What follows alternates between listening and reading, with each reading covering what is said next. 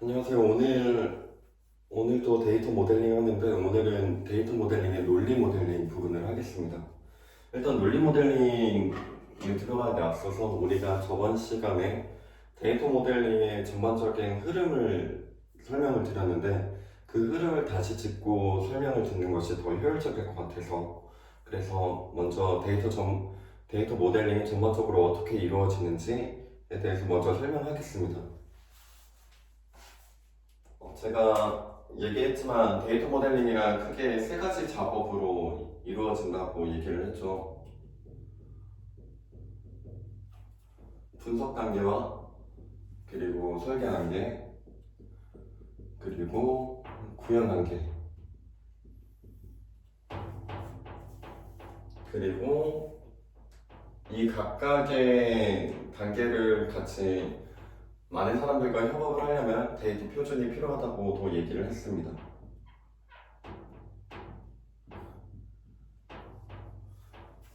분석 단계에서는 as is 단계로 현행 분석을 하는 건데 크게 두 가지를 분석한다고 했죠. 현행 업무가 어떤 식으로 처리되는지 현행 업무와 데이터 현재 지금 시스템에서 사용하고 있는 데이터가 어떤 식으로 구조가 잡혀있고 또 각각의 데이터는 어떤 의미가 가지고 있는지 그거를 분석을 해야 된다고 했습니다. 그리고 우리는 클라이언트로부터 요구사항을 또 받습니다.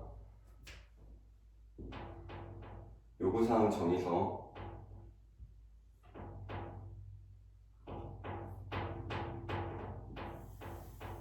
현행 분석한 내용과 클라이언트로부터 요구사항 정의서를 받은 내용을 취합을 해서 결국에는 to-B 우리 프로젝트는 어떤 식으로 진행을 할 거다 그런 계획을 수립을 합니다.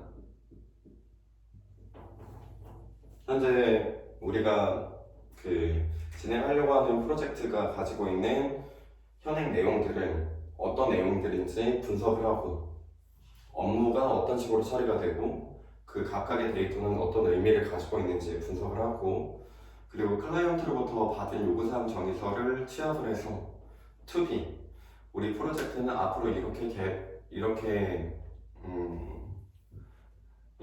개발을 할 거다 그렇게 계획을 수립을 해서 얘기하면 됩니다.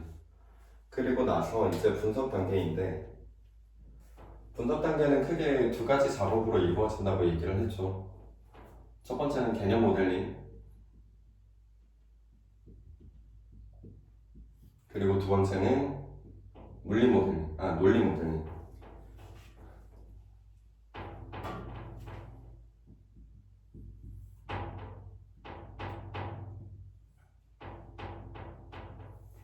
일단 개념 모델링 같은 경우는 한마디로 요약하면은 데이터 모델링의 전반적인 그 전체 틀을 조성하는 단계로서 구체적인 내용보다는 좀 더 추상적인 내용들 그 핵심 뼈대를 만들어가는 과정이라고 얘기를 했습니다. 그래서 그 주제 영역을 도출하고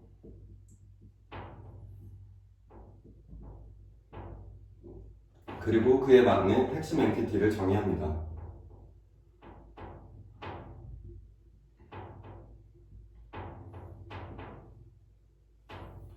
그러면 개념 모델링에서의 이제 데이터 모델링의 전반적인 틀을 조성을 했다면 이제 논리 모델링에서는 좀 더 세부적인 사항들에 초점을 맞춰서 설계를 합니다.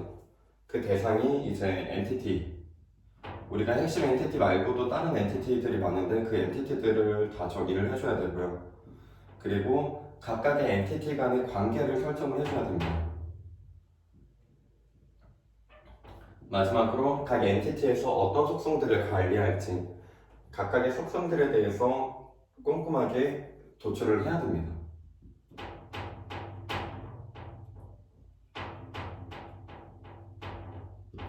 그래서 설계 단계에서는 크게 개념 모델링과 논리 모델링 작업이 이루어지고 개념 모델링에서는 데이터 모델링의 전반적인 틀을 조성하는 단계로서 핵심 주제 영역이 무엇이 있는지 도출하고 그에 맞는 핵심 엔티티를 각각 정의를 합니다. 그리고 논리 모델링에서는 이제 우리가 핵심 엔티티 말고도 정의해야 할 엔티티를 정의하고 그리고 각각의 엔티티에 대해서 관계를 설정을 해줍니다. 그리고 각 엔티티에서 관리해야 하는 속성들이 무엇이 있는지 최대한 꼼꼼하게 도출을 합니다. 그러면 여기까지가 이제 데이터 모델링 설계 부분은 끝났는데 그 이후에 하는 단계가 이제 그 물리 모델링입니다.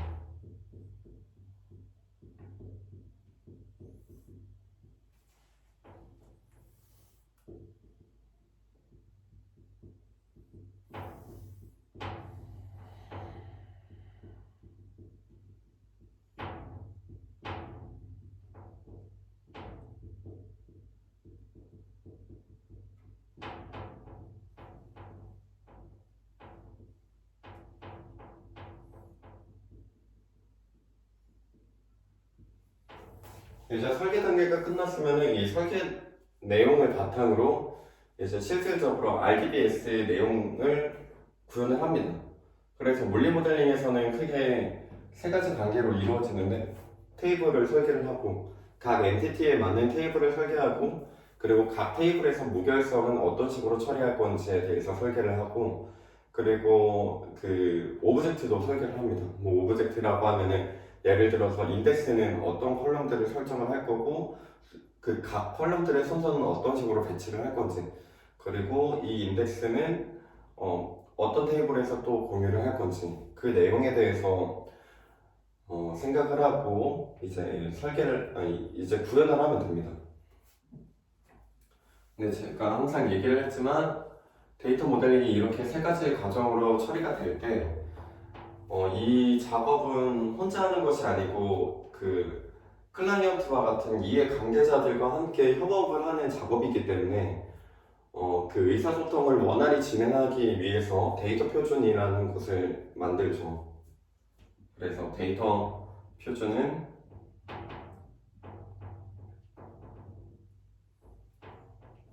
표준 용어,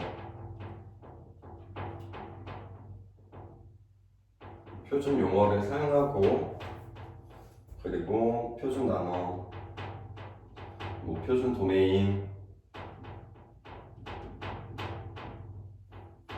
그리고 표준 코드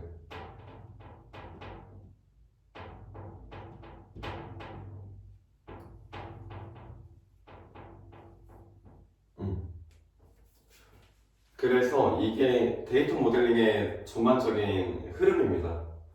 이 전반적인 흐름, 이 그림 자체가 좀 머릿속에 박혀 있어야 그래야 데이터 모델링을 할 때 조금 원활하게 진행을 할 수가 있습니다. 그러면은 오늘의 주제 내용인 논리 모델링. 오늘은 논리 모델링에 대해서 얘기를 해보겠습니다.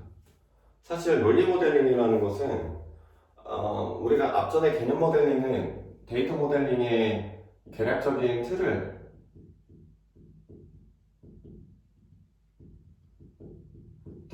틀을 조성을 한다고 얘기를 했잖아요. 근데 논리 모델링은 이제 이 계략적인 틀을 바탕으로 세부적인 내용들을 결정을 하는 겁니다.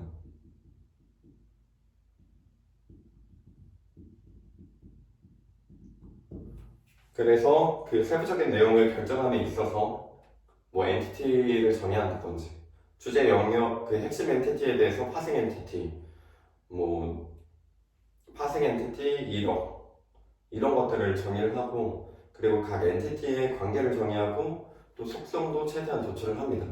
그럼 이제 논리 모델링에서 좀 더 자세히 살펴보겠습니다.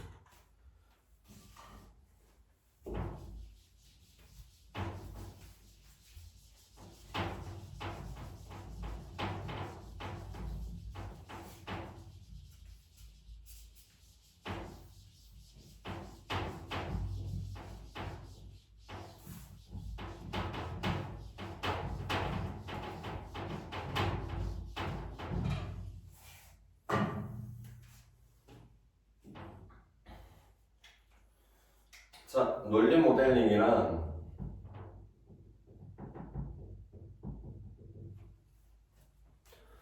제가 생각하는 논리 모델링이란 결국에는 설계 단계 중 하나로서 시스템 전 영역의 데이터를 더 명확하게 정의하고 구조를 체계적으로 잡아가는 과정.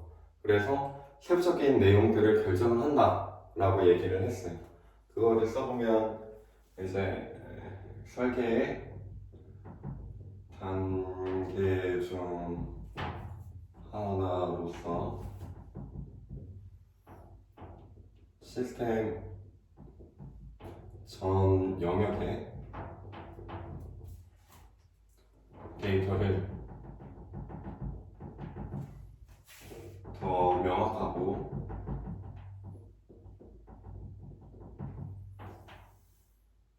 명확하게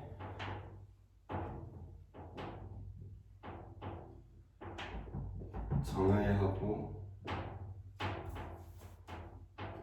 구조를 체계적으로 잡아가는 과정이라고 얘기를 하죠. 그래서 이거를 그냥 한마디로 요약을 하면은 개념 모델링에서는 대략적인 틀을 구성했다면 이제 논리 모델링에서는 세부적인 내용들을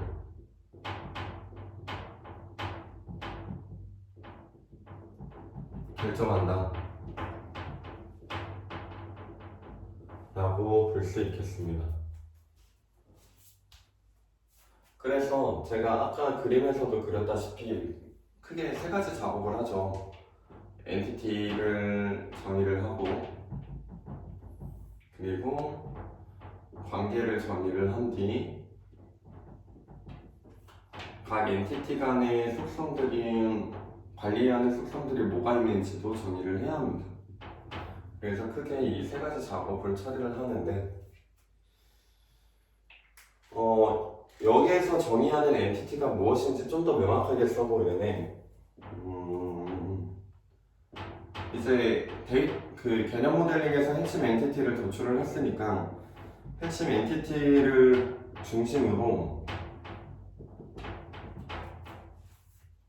중요 또는 행위, 파생 엔티티를 정의합니다.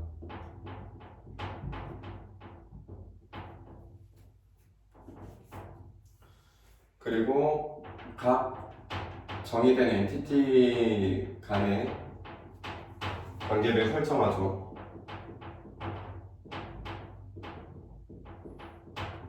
누차 말씀드렸지만 관계 설정에는 세 가지 관점으로 바라봐야 되고, 그게 첫 번째는 관계 수, 두 번째는 선택성, 세 번째는 식별적 상속이 있습니다. 이제 속성에는 각 엔티티 내에서 관리해야 할 속성과 해당 속성의 도메인을 정의한다고 보시면 됩니다. 여기에서 도메인이라는 것은 타입 그리고 범위를 의미하죠.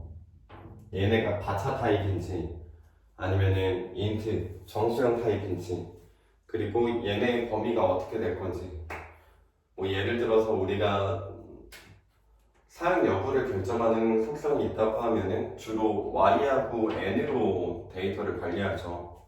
그러면은 얘는 뭐 차나 오라클 기준으로 얘기를 할게요. 타입이 차나 다차 2 길이는 1로 설정을 하겠죠. 그런 거를 얘기를 합니다. 그리고 나서 이제 얘기를 해볼게.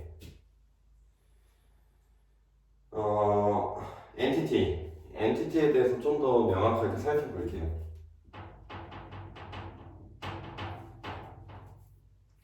엔티티라는 것은 뭐 핵심 엔티티는 우리가 앞전에 얘기를 했으니까 제껴놓고, 이제 우리가 바라볼 엔티티는 중요 엔티티와 핵심 엔티티가 행위 엔티티가 무엇인지, 뭐 행위 엔티티를 또 파생 엔티티라고 또 얘기를 하는데, 그 각각의 엔티티가 무엇을 의미하는지에 대해서 알아보겠습니다. 일단은 먼저 중요 엔티티부터 살펴보면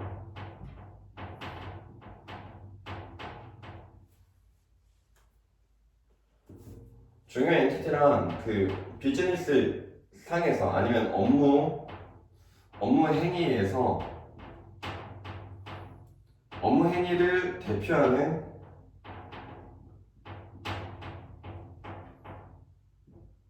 엔티티입니다. 그래서 주요 업무에서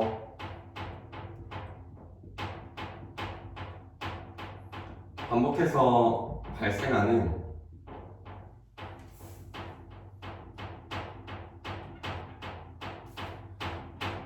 데이터를 관리하는 엔티티입니다. 뭐 예를 들어서 뭐 주문이나 아니면은 어떤 약정이나 뭐 이출고가 있겠죠. 즉 중요 엔티티란 업무 행위를 대표하는 엔티티로 주요 업무에서 반복해서 발생하는 데이터, 그 데이터를 관리하는 엔티티로 보면 됩니다. 뭐 쇼핑몰은 주요 업무가 이제 사용자가 어떤 상품을 주문하고 결제하고 그러는 작업을 볼 수 있는데, 그러면은 주문이라는 작업은 사용자가 반복해서 이루어지고, 그리고 그 반복해서 이루어짐에 따라서 관리해야 하는 데이터가 발생되기 때문에 그 데이터를 따로 관리하는 엔티티를 우리는 중요 엔티티라고 얘기합니다. 그리고 이제 행위 엔티티,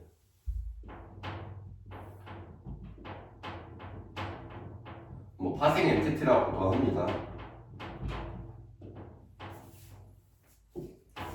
그 업무 행위에 대한 상세 내역이나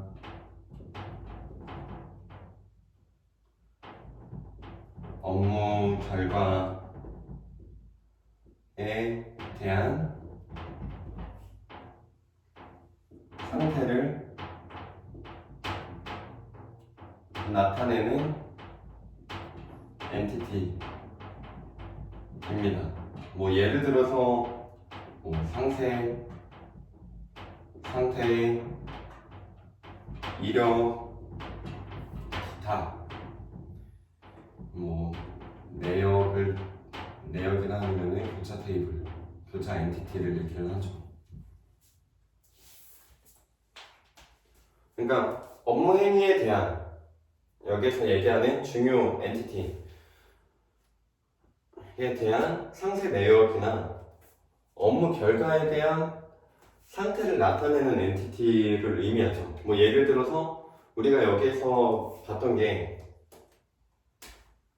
이제 주문이라는 것이 있는데, 이 주문의 상세 내역은 어떻게 될 것인지, 그리고 주문의 상태는 어떻게 될 것인지, 주문을 했으면은 구체적으로 이 사람이 어떤 제품을 몇 개를 샀는지, 또 어느 시점에 구매를 했는지에 대해서 상세 내역을, 처리 과정을 기록을 하고, 그리고 이게 실질적으로 결제로 이루어졌는지, 그래서 배송이 완료가 됐는지에 따라서 그 결과에 대한 상태를 또 나타내는 엔티티를 정의할 수가 있겠습니다. 그래서 우리는 이제 좀 더 살펴볼 게, 뭐 상세, 상태, 이력, 기타, 이 행위 엔티티에 대해서 좀 살펴볼 건데, 사실 상세 부분 같은 경우는 제 개인적인 스타일은 한 엔티티가 있으면 그 엔티티에서 관리해야 할 데이터들이 너무 무겁거나, 아니면은 이 엔티티는 좀 더 가벼워서 성능상의 이점을 통해서 뭔가 서비스상에서 쉽게 사용할 수 있게끔 구성을 하기 위해서 저는 그 핵심 엔티티와 중요 엔티티와 상세 엔티티를 따로 분류하는 경우가 많습니다. 뭐 예를 들면은 상품이 우리가 온라인 의류 쇼핑몰을 구현을 한다고 했을 때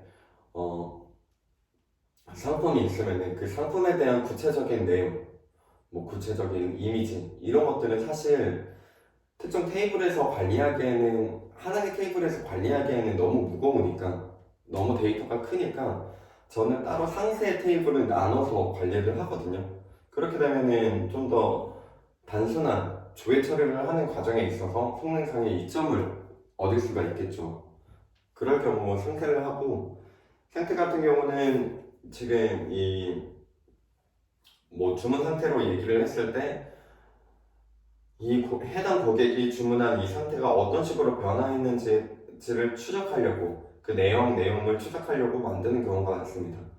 그리고 우리가 조금 상세하게 다뤄야 되는 게 이제 이력 부분인데 이력은 어떤 식으로 관리하느냐에 따라서 조금 나뉘어지거든요. 그래서 이제 이력을 관리하는 방법에 대해서 좀 얘기를 해보겠습니다. 좀만 지우고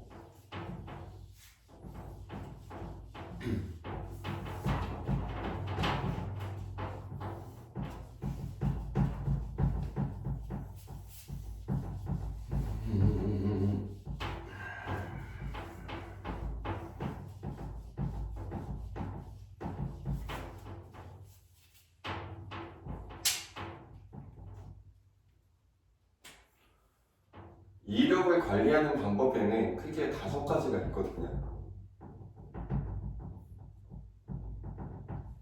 첫 번째로 전체 이력을 관리하는 것이고, 두 번째로 부분 이력,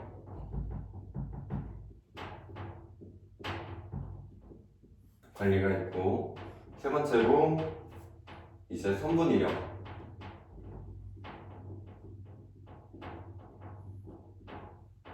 네 번째로 점 이력,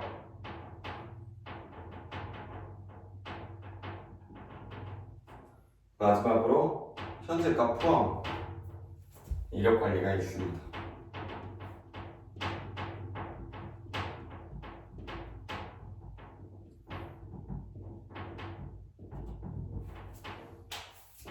그래서 유형이 이렇게 크게 5가지로 나뉘어지는데 전체 이력 관리에서는 그러니까 특정 우리가 이제 이력으로 관리할 엔티티가 있으면 그 엔티티의 전체 내용, 전체 속성들을 기록하는 것이라고 볼 수 있습니다. 그래서 속성 전체를 이력으로 관리하는 방법이고요.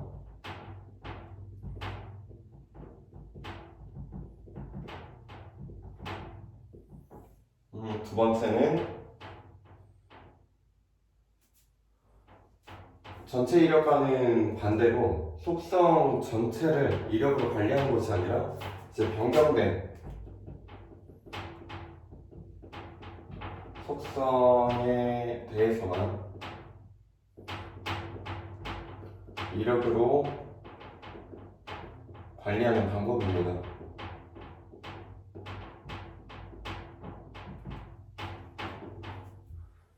선분 이력 관리는 우리가 특정 이력을 관리함에 있어서 이력 데이터를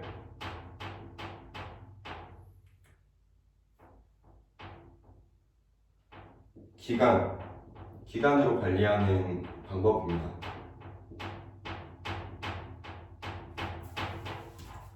그래서 예를 들어서 우리가 여기가 1월이고 2월이라고 했을 때 이 기간에 대해서 데이터를 관리를 하는 거죠. 이렇게 얘기하면 안 될 것 같고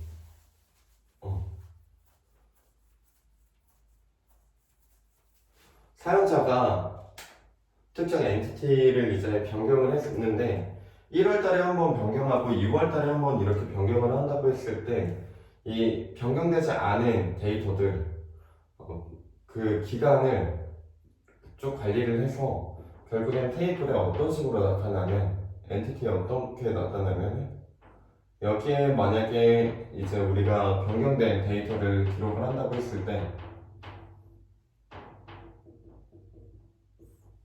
그 밑에는 두 컬럼이 있는데 적용 시점이랑 적용 종료 시점 이렇게 나뉘어져서 뭐 2025 1월, 뭐 2025 2월. 그럼 이 기간 내에 변경된 데이터가 이 기간 내에 유효했던 데이터 내용이 여기에 기록이 되는 겁니다. 그래서 사용자가 이 기간 내에 데이터를 어떤 식으로 처리를 했는지에 대해서 볼 수가 있습니다. 그리고 점이력 관리는 그 선분 이력 관리와는 좀 다르게 이력 데이터를 특정 시점 관리하는 방법입니다. 그래서 선분 이력 같은 경우는 그 사용자가 특정 데이터를 변경을 했고 그 변경된 데이터가 얼마 동안 어느 기간 동안 유효했는지를 기록을 했다고 하면은 점이력 관리는 이 시간이 있다고 했을 때 우리가 뭐 1월 15일 이 시점에 대해서만 기록을 하는 거죠. 그래서 여기에 변경된 데이터를 기록을 하고 여기에는 이제 적용 시점 특정 시점에 대해서만 기록을 합니다. 이렇게 처리가 되고요. 그리고 사실 또 좀 살펴봐야 되는 것 중에 하나가 현재가 포함 이력입니다.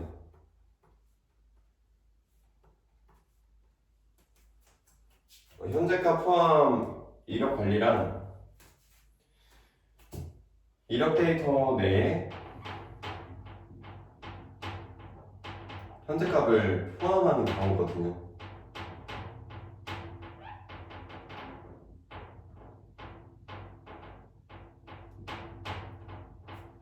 뭐 그래서 예를 들면은 어떤 테이블이 있다고 했을 때 변경된 데이터가 무엇이고 그리고 현재 값은 어떻게 됐는지 변경 전 데이터와 그리고 변경 후 데이터를 동시에 관리하는 방법이죠. 그래서 이력 관리에는 이렇게 5가지 방식으로 주로 관리를 합니다. 그리고 우리가 또 얘기를 해야 되는 게 엔티티 통합 부분에 있습니다. 엔티티 통합 관련해서는 제가 앞전에 또 얘기를 했는데 그 슈퍼타입과 서브타입 관계에서 엔티티를 가끔 슈퍼타입과 서브타입으로 분할하는 것이 아니라 성능상의 이점을 도모하기 위해서 엔티티를 통합한다고 얘기를 했습니다. 그러면은 이 엔티티 통합이 어떤 것인지에 대해서 좀 더 살펴보겠습니다. 지금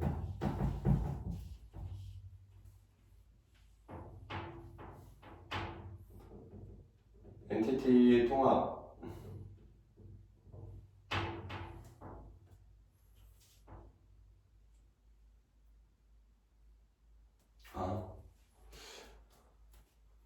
그러니까 엔티티 통합이 필요한 경우가 있어요. 그러니까 데이터베이스마다 그 요구하는 그 요구사항이 사뭇 다르기 때문에 그렇기 때문에 엔티티를 분할해서 관리하는 경우가 더 적합한 데이터베이스가 있고 아니면은 엔티티를 분할해서 관리하기보다는 엔티티를 차라리 좀 더 통합해서 관리하는 것이 더욱 이점이 되는 데이터베이스도 있습니다. 일단은 보면은 사실 시스템마다 요구되는 데이터 모델링이 다르죠.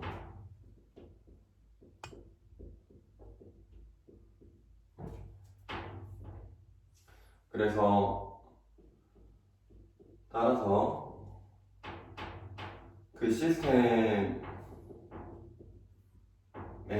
맞게 데이터 모델링을 하는 것이 중요합니다.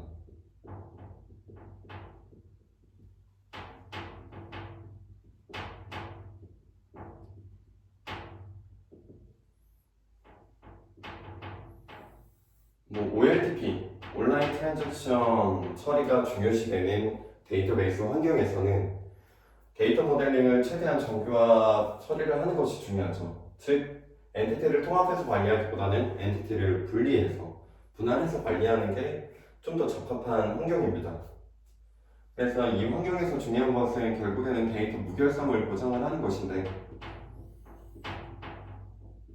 그렇기 때문에 엔티티를 정교화를 최대한 활용을 해서 데이터 중복이 없게끔 구성하는 것이 중요해서 엔티티를 분할하는 것이 중요하고, 그와 반대로 OLAP, 이제 분석용 집계 처리를 하는 데이터베이스 환경에서는 사실 데이터 무결성보다는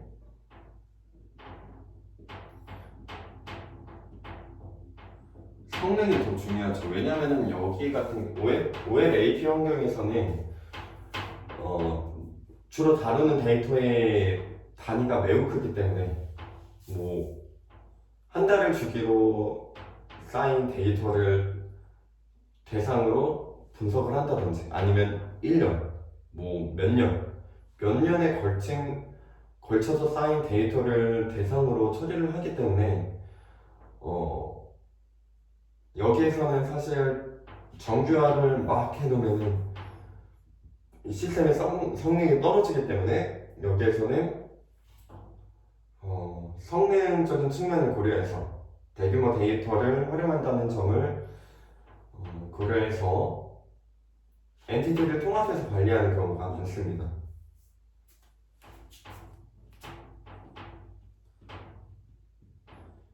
그래서 정교화된 엔티티를 다시 합치는 과정을 반정교화라고 하는데, 결국에는 반정교화가 엔티티 통합이라고 보시면 됩니다.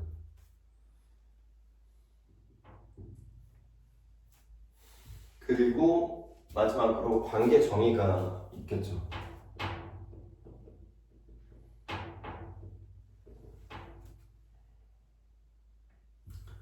일단은 제가 앞에서도 누누이 얘기했지만 관계를 설정함에 있어서 세 가지 관점으로 바라봐야 된다 라고 얘기했죠. 관계수, 선택성,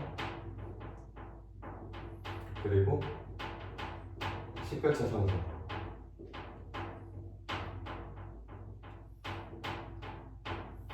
관계수는 최대 내용되는 인스턴스 수. 그래서 1대1도 있고 1대 m도 있고 m도 있는데 m대에는 주로 교차 엔티티를 활용을 해서 1대 m과 m대 1로 정교화를 시킨다든지, 아니면 그리고 선택성 같은 경우는 최대 사용되는 인스턴스가 아니라 최소 사용되는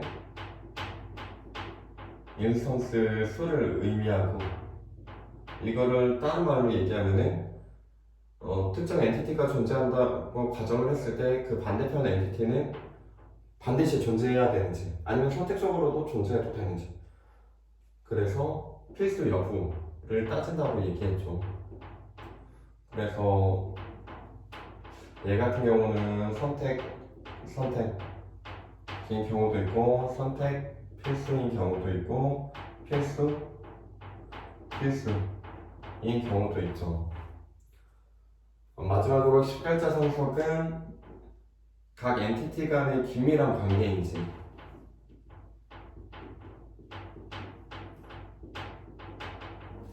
관계인지를 따지는 내용이고, 좀 더 RDBS 측면에서 바라보면 FK가 PK인 구조죠.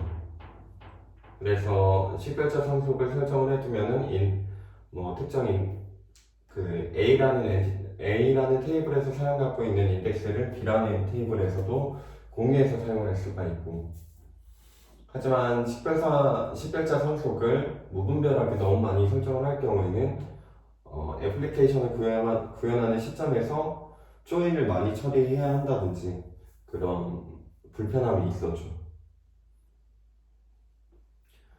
그래서 그리고 제가 또 얘기를 해주고 싶은 거는 결국에는 우리가 두 엔티티 간의 관계를 설정을 하는 것이지 않습니까?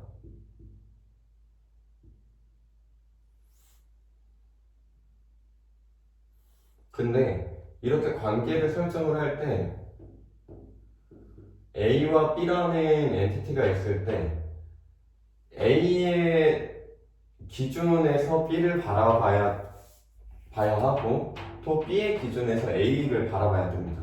즉 제가 하고 싶은 얘기는 두 엔티티 간의 관계를 설정할 때 이 세 가지 관점으로 판단을 하는 것이 맞는데 그때 중요한 것이 양방향으로 체크를 해야 된다는 것이죠.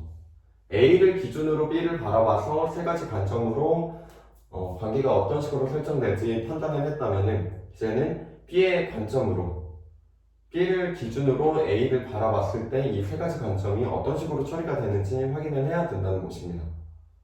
네.